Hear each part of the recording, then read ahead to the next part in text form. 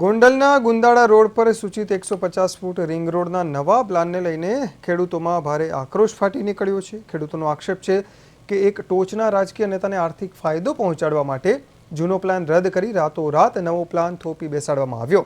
ખેડૂતોના કહેવા મુજબ જૂના પ્લાન પ્રમાણે રોડ જિલ્લા સંઘની પાછળથી પસાર થવાનો હતો, પરંતુ હવે ઇરાદાપૂર્વક નકશો બદલી 150 ફૂટનો રોડ તેમની ખેતી જમીનમાંથી કાઢવામાં આવી રહ્યો છે, જેને કારણે તેમને મોટો अन्याय થઈ રહ્યો છે। નવા પ્લાનથી 50થી વધુ ખેડૂતોની જમીન સંપૂર્ણપણે કપાતમાં જવાની ભીતિ છે।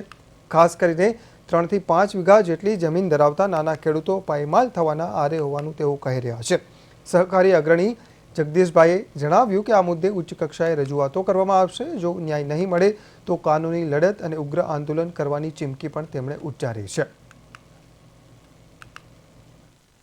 ગુંદાળા રોડ પર ખેડૂતોની જમીન આવેલી છે, એ નકશા ફેર એવી રીતે કરવામાં આવ્યો છે કે એ 150 ફૂટનો રોડ પહેલાં જિલ્લા સંઘની પાછળથી નીકળતો હતો।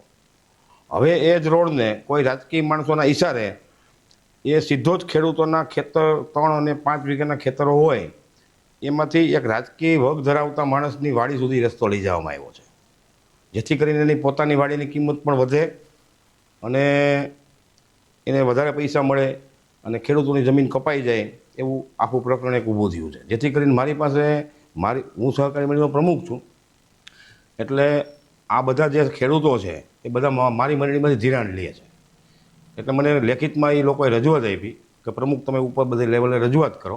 એટલે મેં બધી રમેશભાઈ ધડુક, ભાઈ જયેશભાઈ, મુખ્યમંત્રીશ્રીને બધાને કાગળો લખ્યા છે અને આવતા સમયમાં ખેડૂતોને ભેગા કરીને રમેશભાઈને મળવા માટે, જયેશભાઈને મળવા માટે પણ જવાના છીએ અને જે કાંઈ કરવું પડે ખેડૂતોની જમીન બચાવવા માટે એ બધું જ કરવાના છીએ। હાઈકોર્ટમાં જવું પડે તો જશું, આંદોલન કરવા પડે તો કરશું, એ સિવાય જે કાંઈ લડત કરવી પડે તે ખેડૂતો માટે કરશું।